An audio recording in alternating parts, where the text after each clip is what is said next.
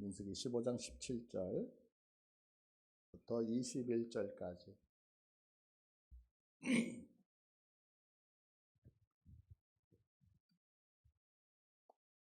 제가 읽습니다. 여호와께서 모세에게 말씀하여 이르시되 이스라엘 자손에게 말하여 이르라.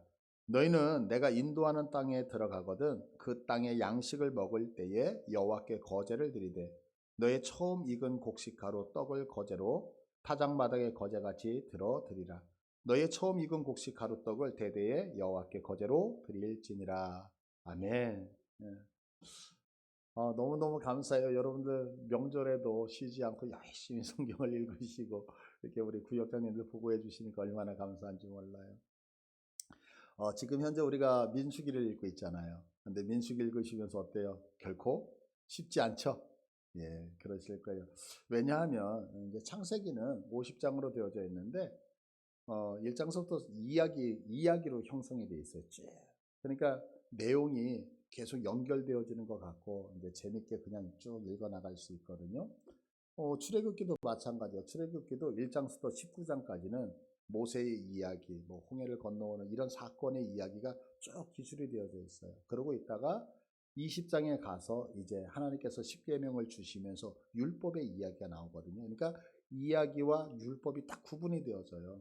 근데 민수기는 그렇지 않아요. 민수기는요, 이야기를 가지고 가다가 갑자기 율법이 들어가요.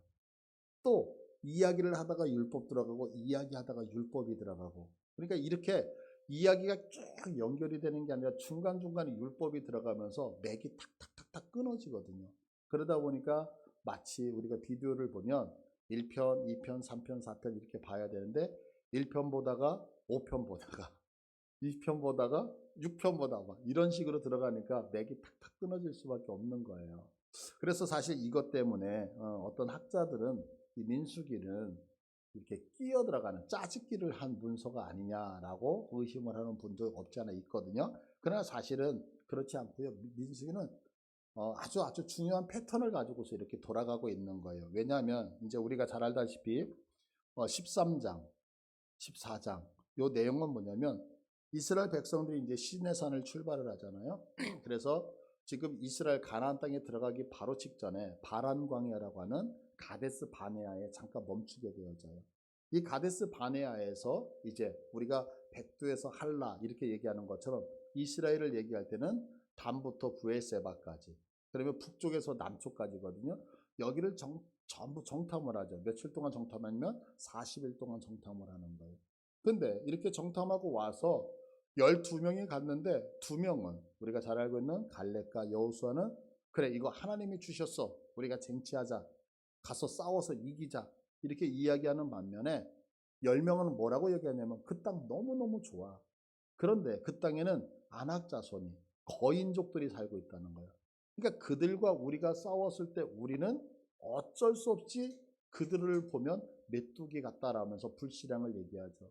그러니까 하나님께서 막 화를 내시면서 내가 이 백성들 도저히 참아내지 못하겠다, 전부 다 전염병으로 멸하시겠다고 얘기할 때에 이제 모세가 이 백성들을 위해서 중보하죠. 그 중보의 기도가 민수기 14장 16절에 나와요. 그래서 여호와가 이 백성에게 주기로 맹세한 땅에 인도할 능력이 없었으므로 광야에서 죽였다 하리이다.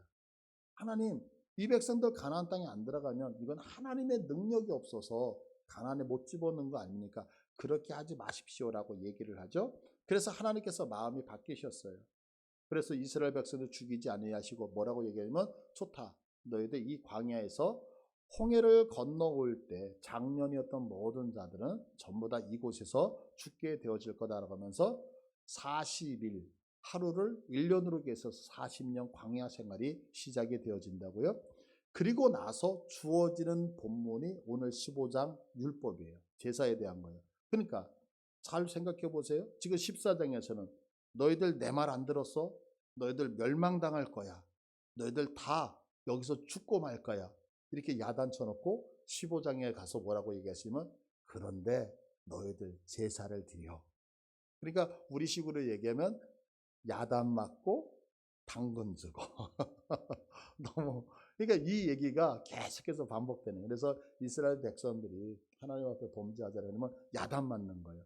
근데 거기서 끝나는 게 아니라 하나님이 또 너희들 그러면 안 되라고 용서해 주시고, 야단치고 용서하고, 야단하고 용서하고, 이제 이 장면이 계속해서 패턴이 있거든요. 그래서 이것을 우리가 생각하지 않고 성경을 읽으면 자꾸 끊어지는 거예요. 그래서 오늘 이 본문 우리가 읽었던 15장을 통해서 다시 한번 우리가 하나님의 사랑에 대해서 확인하는 그런 시간이 되어지기를 원합니다. 먼저 우리가 이제 생각해야 되는 것이 뭐냐면, 지금 이스라엘 백성들은 어디에 있어요? 광야에 있어요. 광야. 이스라엘 백성 광야에 있어요. 그리고 지금 이들이 이 가데스 바냐에서 40년을 앞으로 살아야 돼요. 40년. 그런데 오늘 이제 본문이 시작되는 15장 2절을 한번 볼까요? 15장 2절을 보시면, 이스라엘 자손에게 말하여 그들에게 이르라. 너희는 내가 주어 살게 할 땅에 들어가서 이렇게 얘기해요. 이스라엘 백성들이 가나안 땅에 들어가는 것은 조금 있다가 들어가는 거예요? 몇 년 뒤에 들어가요? 40년. 40년 후에 들어가야 되거든요. 그런데 지금 성경은 40년 후에 들어가야 될 그 사건, 행할 일들을 지금 여기서 얘기를 하고 있다는 거예요. 그러면 한번 생각해야 되죠. 그럼 40년 후에 말씀하셔도 되잖아요. 근데 지금 하나님은 40년 후에 얘기하는 게 아니라 40년 후에 이루어질 일들, 그리고 그 땅에 들어가서 해야 될 일들을 왜 지금 여기서 말씀하시느냐라고 하는 거죠. 그 이유가 뭐냐면, 하나님께서 우리의 패역함에도 불구하고 우리들에게 여전히 하나님이 우리를 사랑하신다는 사랑을 보여주고 싶어서 지금 이 장소에서 말씀하고 있는 거죠. 지금 이스라엘 백성들은 광야에 있어요. 그들은 하나님 앞에서 범죄했어요. 그러면 그들은 하나님 앞에서 인생이 뻔하잖아요. 왜냐하면 멸망당하는 것밖에 없단 말이에요. 그러나 지금 하나님께서는 우리들을 근거로 해서 함이 아니고 하나님을 근거로 해서 우리를 그 땅에 넣으시겠다고 약속을 하고 있다는 거죠. 제가 이제 청년 생활을 할 때에 저에게는 너무 힘들었던 그 신앙의 갈등을 일으켰던 부분이 있었어요. 그게 뭐냐면, 제가 이제 모태신앙으로 자라면서 이렇게 교회 와서 예배를 드려요. 또 청년부 활동을 하면서 교회 와서 성경 공부를 하고, 뭐 찬양단에 서서 뭐 찬양도 하고, 이렇게 신앙생활을 잘할 때가 있잖아요. 그러면 내가 지금 하나님 앞에 뭔가 인정받는 것 같고, 그런데 이제 세상에서 친구들하고 어울리다 보면 하나님이 싫어하는 행동들을 막 하는 거예요. 그러다 보면 제게 드는 갈등이 뭐냐면, 내가 과연 구원받았나? 이런 갈등이. 그리고 또 이제 교회를 가요. 교회를 가면 주님 앞에 막 또 눈물을 흘리면서 회개를 하죠, 주여. 그리고 회개를 하고 또 청년부 활동을 열심히 하고 막 성경도 읽고 예배도 드리고, 그러다 보면 나 이제 자신 있게 천국 갈 수 있어. 근데 또 이제 몇 개월 지나다 보면 교회만 있나요? 세상에 볼 게 많잖아요. 그럼 또 세상으로 이렇게 나가서 놀다 보면 내가 구원받았나? 이런 고민이 저에게는 늘 있었어요. 늘. 그러니까 이 고민이 어떨 때는 하나님 앞에 있는 것 같고, 어떨 때는 내가 버림받은 것 같고, 그랬다가 또 하나님이 나를 사랑하는 것 같고, 또 어떨 때 버림받는, 이것이 약 10여 년 정도 지속이 되어졌던 것 같아요. 그런데 이 문제로 참 힘들어하다가 어느 날 제가 답을 찾았어요. 이 답을 찾을 때 너무너무 기뻤는데, 이게 이제 신학적인 용어로 성도의 견인이라고 하는 단어거든요. 이 정답을 얻은 거예요. 요한복음 10장 28절 29절 한번 볼까요? 내가 그들에게 영생을 주노니 영원히 멸망하지 아니할 것이요 또 그들을 내 손에서 빼앗을 자가 없느니라. 그들을 주신 내 아버지는 만물보다 크심에 아무도 아버지 손에서 빼앗을 수가 없느니라. 자, 이 말씀은 하나님의 자녀가 구원을 얻었잖아요. 그러면 구원을 얻은 사람을 사중으로 보호하는 말씀이거든요. 그래서 첫 번째가 뭐냐면, 하나님이 우리에게 영생을 주셨다 그래요. 28절에 보면, 그죠? 28절 좀 보여주세요.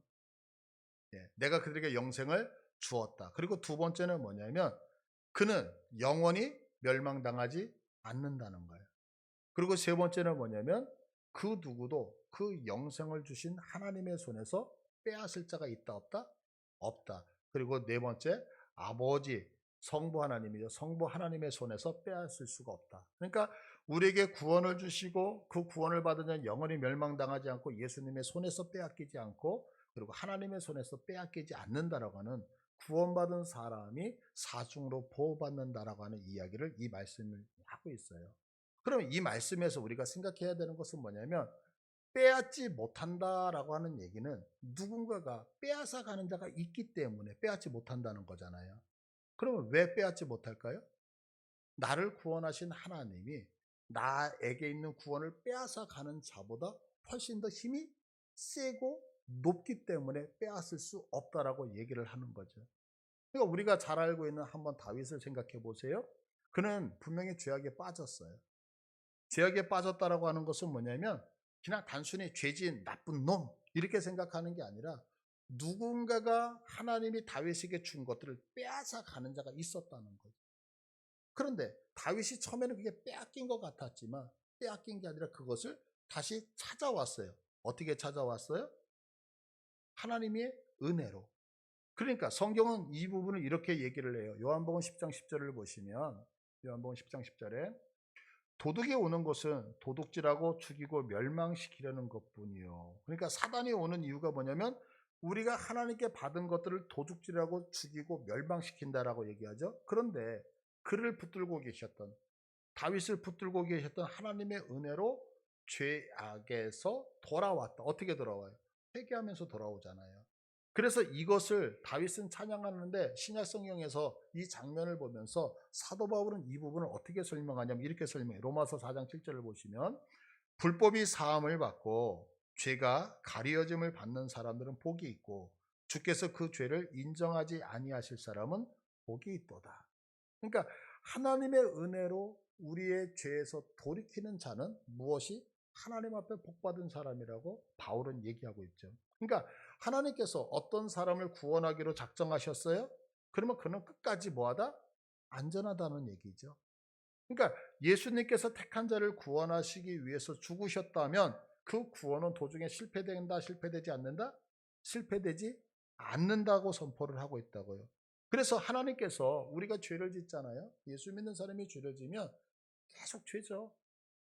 이게 방치하지 않으신다는 거예요.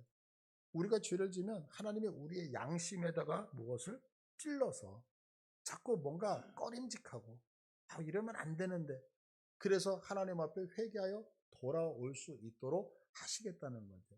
그래서 우리가 너무 잘 알다시피 다윗은 어떻게 해요? 나단 선지자가 와서 이야기할 때에 왕의 권력은 대단하잖아요. 그러면 누군가 나에게 너 잘못했어 라고 얘기하면 그냥 잡아다가 감옥에 넣으면 되잖아요. 근데 어때요? 그 나단 선지자의 이야기를 듣고 그것이 나의 문제인지 알고 돌이키는 모습. 또 베드로의 모습을 보세요. 베드로 닭이 울잖아요. 꺾여 하고. 그러면 이 닭을 울고서 베드로는 돌아와요.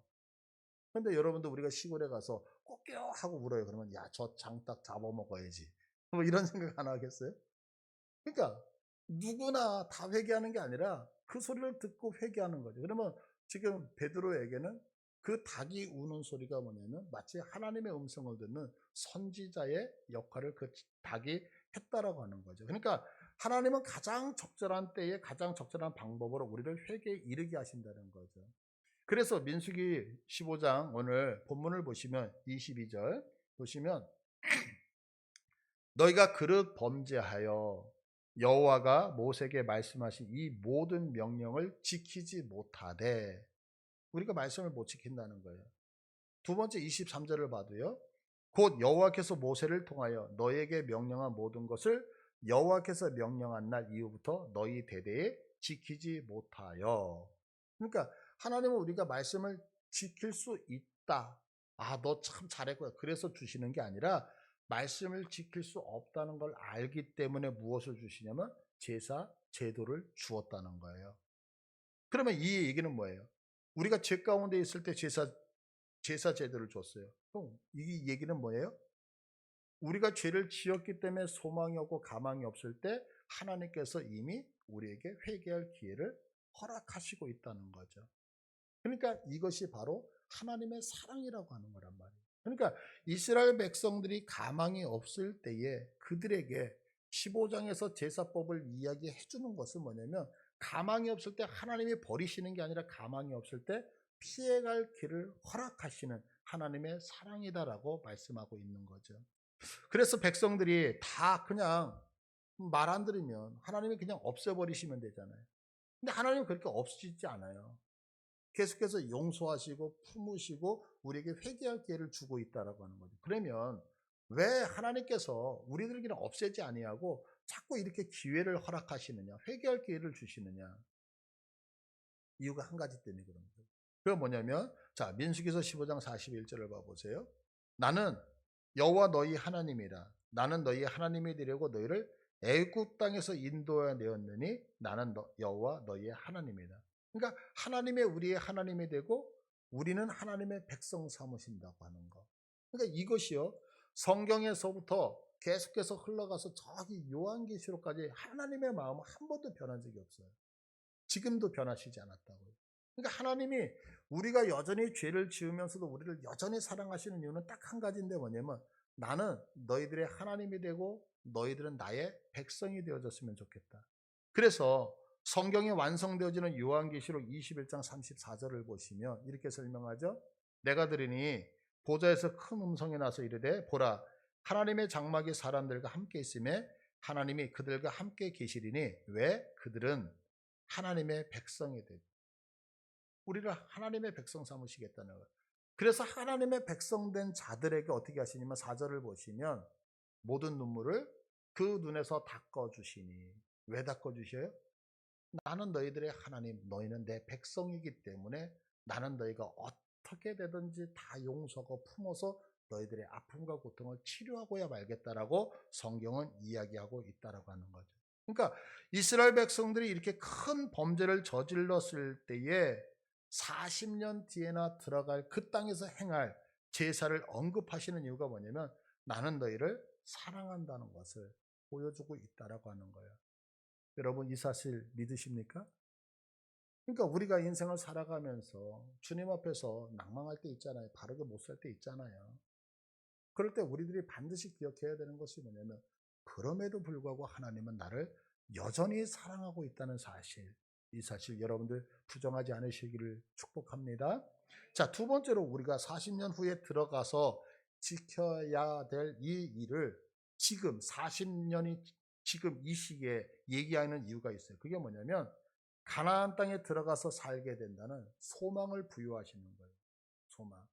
이제 우리가 사용하는 단어들 중에 두 단어가 있어요. 비슷한 단어가. 하나는 소원이라고 하는 단어가 하나가 있고 하나는 소망이라고 하는 단어가 있거든요. 근데 이 소원이라고 하는 단어와 소망이라고 하는 단어는 전혀 다른 의미예요. 어떻게 다르냐? 이 소원이라고 하는 단어는 우리가 원하는, 내가 원하는 것을 필요하다고 느끼는 것을 미래로 투시시킨 거예요. 그러니까 무슨 얘기냐면 내가 소원하는 게 있잖아요. 내가 저 사람한테 바라는 거, 아니면 우리 교회한테 바라는 거, 아니면 내가 하나님 앞에 바라는 것들, 내가 바라는 것들이 그것을 미래에 내게 다가올 것을 미리 내가 입술로 고백하는 것이 뭐냐면 소원이라고 하는 거죠. 그러나 소망이라고 하는 것은 나는 모르는데 내가 하는 것이 아니고 주체가 하나님이신 거예요. 하나님이 하시는 일에 대하여 내가 기대하는 것을 뭐라면 소망이라고 하는 거예요. 그러니까 이게 전혀 틀린 거죠. 그래서 소원이라고 하는 것은 중심이 누구예요? 나예요, 나. 그래서 나의 소원은 통일. 나의 소원은 용돈 많이 받는 거. 나의 소원은 부자가 되는 거. 나의 소원은 내가 건강해지는 거. 내 소원은 내가 이렇게 결혼도 하고 뭣도 하고 뭣도. 이게 다 내 소원이에요. 그러나 소망은 나하고는 아무 상관없이 누가 하나님이 일하시는 것을 믿음으로 바라볼 때에 그것을 소망이라고 얘기를 하거든요. 근데 민수기서 15장 18절을 보면 보세요.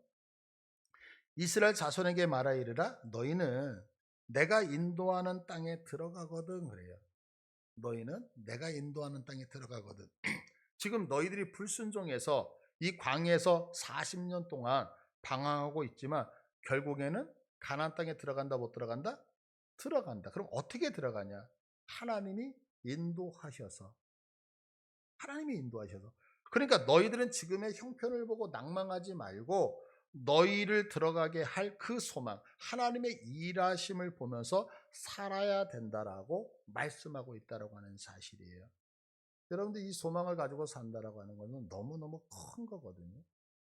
이제 우리 아이들이 학교에서 이제 공부를 하는데 사실은 공부를 잘 못하는 이유가 뭐냐면 머리가 안 좋아서 절대 아니죠. 아이들이 공부를 하지 않는 이유는 뭐냐면 내가 공부를 해야 되는 이유를 모르는 거죠. 여러분들 지금 성경 읽고 계시잖아요.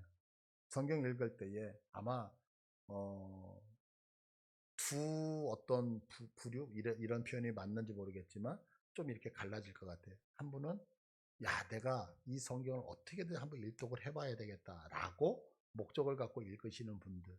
그러면 성경이 이해가 안 돼도 야 이런 것도 있네 저런 것도 있네라고 하면서 읽어 나가시는데 부역사님이 시켜서 그러면 이제 하루하루가 힘든 거죠. 그 시간만 되면 스트레스가 되는 거죠. 어떤 차이냐면 내가 무엇을 소망하고 가느냐 아니면 그냥 누군가 끌고 가느냐 이 차이잖아요. 제가 이제 청년으로 살면서 지금까지 이제 목회 이렇게 쭉 해오면서 우리 그 돌아가신 그 조영규 목사님의 설교를 육성으로 들어본 적은 저는 한 번도 없거든요. 이제 저는 이제 순복음 계열이 아니다 보니까 또 그 당시에 이제 워낙 유명하시니까 유명하기 때문에 안 들었어요. 그런데 이제 제가 지난 금요일 날 이제 금요 기도회를 끝나고 집에 가서 누웠는데 잠이 안 오는 거예요. 그래서 이제 유튜브에서 이것도 보고 저것도 보고 이렇게 뭔가를 찾다가 댓글을 하나를 봤어요. 댓글. 그 댓글이 뭐냐면 조은규 목사님 얼굴이 탁 나왔는데 그 밑에 댓글인데 목사님 너무 귀한 분 보고 싶다고 그래서 천국에서 목사님 만나요. 뭐 이렇게 댓글이 걸렸어요. 그래서 야 이런 분도 있구나. 근데 이제 거기 댓글이 그냥 이렇게 한 줄만 보이는 게 아니라 이상하게 그날따라 몇 줄이 보이는데 그 댓글을 제가 읽게 된 거예요. 근데 그 댓글을 읽는데 뭐라고 되어 있냐면 목사님이 기도해 주시는 시간에 제 암이 나았어요. 할렐루야죠. 그런데 조영기 목사님 돌아가셨잖아요. 살아계신다고 믿으세요, 여러분? 돌아가셨다니까요. 조영기 목사님 돌아가셨어요. 돌아가셨는데 그 댓글에 목사님이 기도해 주셔서 내가 암이 나왔어요. 그래서 제가 그 밑에 봤는데 그 밑에 또 갑상선이 나왔어요. 이렇게 하면서 교통사고로 내가 움직이질 못했는데 목사님이 기도해 주는 가운데 제가 치유가 돼서 지금 걸어요. 그래서 그 날짜를 봤어요. 날짜를 봤는데 놀라운 게 뭐냐면 일주일 전에 날짜를 봤는데 3일 전에 그 댓글이 올라온 거예요. 그러니까 제게 무슨 고민이 생겼냐 이게 뭐지? 왜냐면 영상이잖아요 지금. 그리고 목사님은 안 계시고 영상. 그래가지고 제가 그거를 처음부터 보기 시작을 했어요. 봤는데 그 설교 내용은 딱 한 가지예요. 우리 예수님이 보혈로 우리를 구원하셨습니다. 이 메시지예요. 그러고 나서 그 메시지가 다 끝난 다음에 이제 목사님이 지금부터 치유 기도를 하겠습니다. 아프신 분이 있으시면 아픈 부분에 손을 얹으세요. 그리고 이제 그런 거예요. 이제 지금 이게 몇 년 전 영상이에요. 그랬는데 기도를 했는데 댓글이 올라오는 거예요. 그러고 나서 목사님이 그 영상에서 이렇게 아픈 부위에 손을 얹으라 그래서 기도를 했는데 내가 지금 그것을 믿음으로 받았는데 병이 나았습니다. 라고 댓글이 올라온 거예요. 제가 그 댓글을 보면서 몇 달 전서부터 고민하던 이 고민이 해결이 되어진 거예요. 제가 목회를 하면서 지금 몇 달 전서부터 하나님 앞에 기도를 하면서 고민이 큰 게 하나가 있었거든요. 그 고민이 뭐냐면 지금 모세가 느꼈던 고민인 거예요. 모세가 어떤 고민을 느껴요? 모세가 하나님이 누구인지는 알잖아요. 근데 그 하나님이 아브라함의 하나님, 이삭의 하나님, 야곱의 하나님, 분명히 하나님은 설명해요. 여러분들이 저한테 목사님 하나님이 누구이십니까? 라고 얘기한다면 저는 여러분에게 몇 시간이라도 하나님에 대해서 설명해 드릴 수 있는 자신이 있어요. 그런데 한 가지 고민이 뭐냐면 분명히 하나님이 아브라함의 하나님, 야곱의 하나님, 이삭의 하나님, 전능하신 하나님, 능력의 하나님 다 알겠는데 왜 내가 목회하고 있는 현장에서는 그 하나님의 역사하심이 없느냐라고 하는 게 저에게는 딜레마로 다가왔어요. 제가 외부에 나가서 이런저런 목사님을 만나요. 그런데 며칠 전에 오란교에 이제 잘 친분 있는 목사님하고 이제 대화를 하는데 20살 때인가 이렇게 사고로 인해서 그 다리 하반신이 마비가 되십니다. 하반신이 마비가 되어져서 휠체어에 타고 다니면서, 그러니까 하반신이 마비가 됐으니까 보호자가 없으면 걸어 다니지를 못하는 거죠. 근데 이분이 기도를 받고 그 자리에서 휠체어에서 일어나서 걸으시는,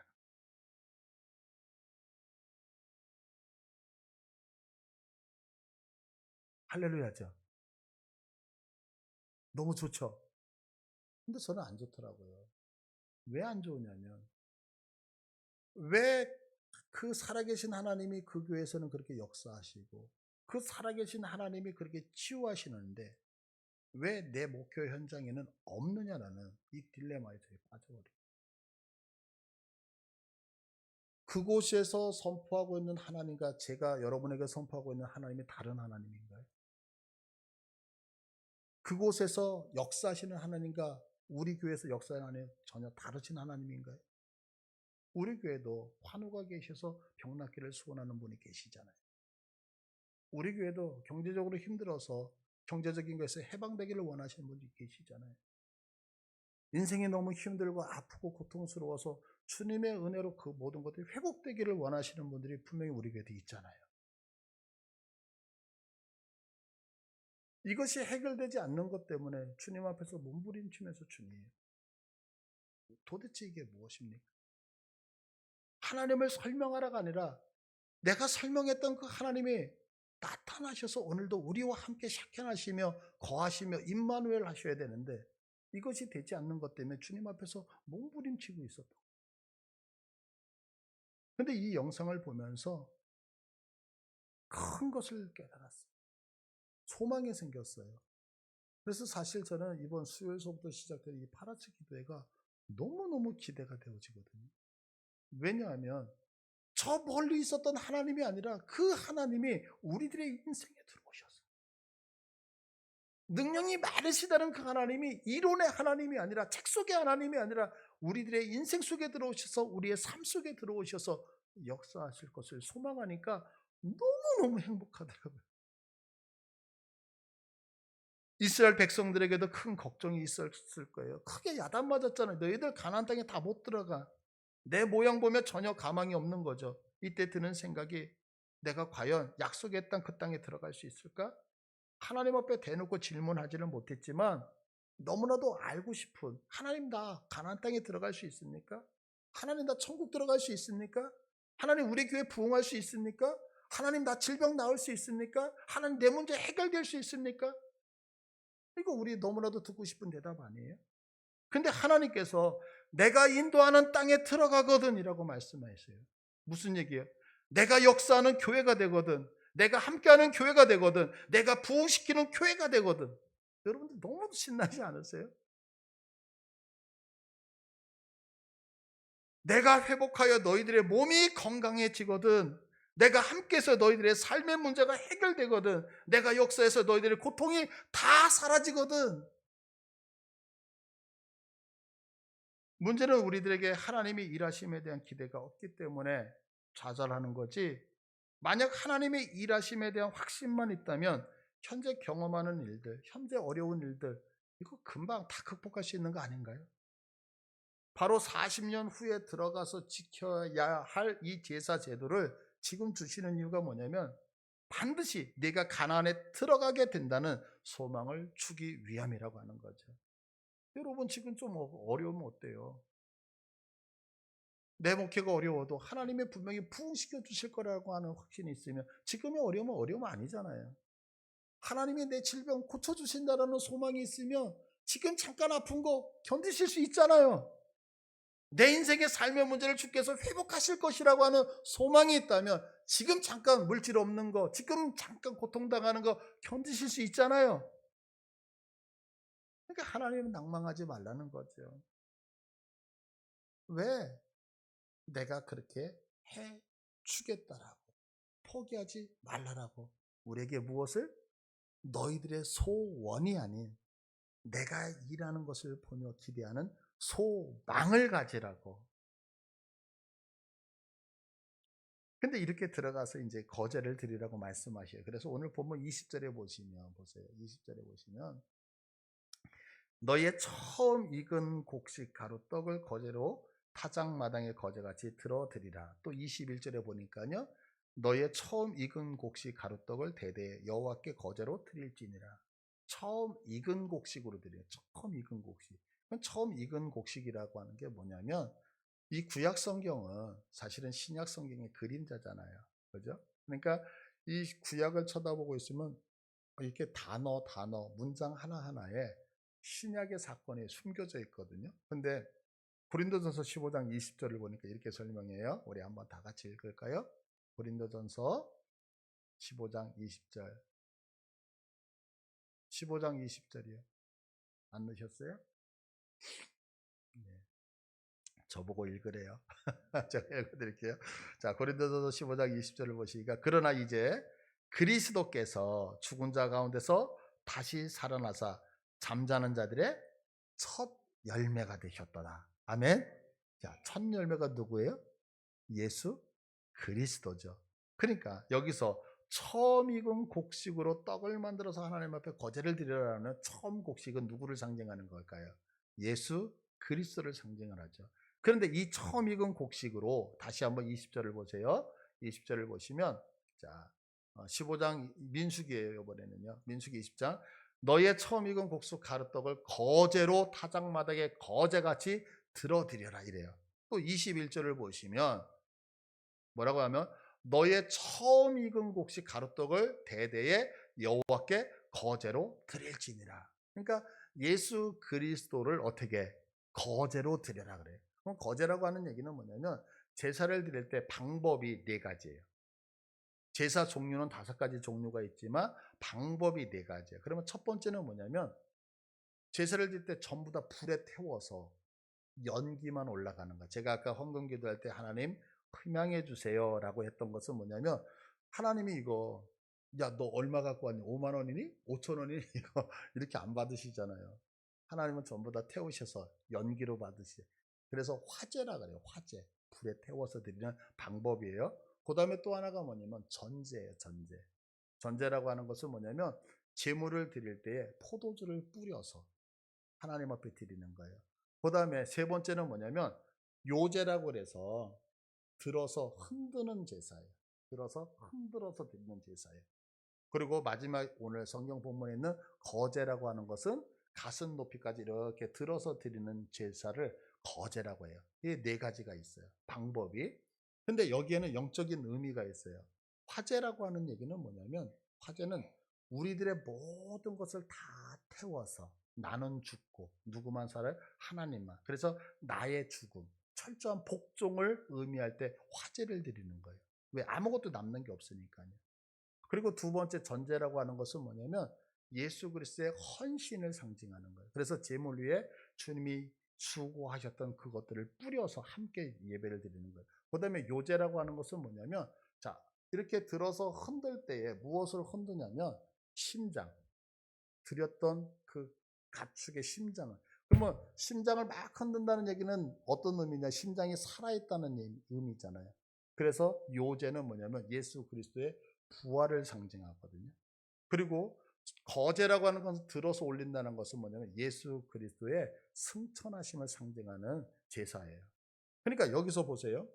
첫 곡식으로 떡을 만들어서 거제로 드리라는 얘기는 뭐냐면 예수 그리스도의 부활을 기념하여서 예배를 드리는 거예요.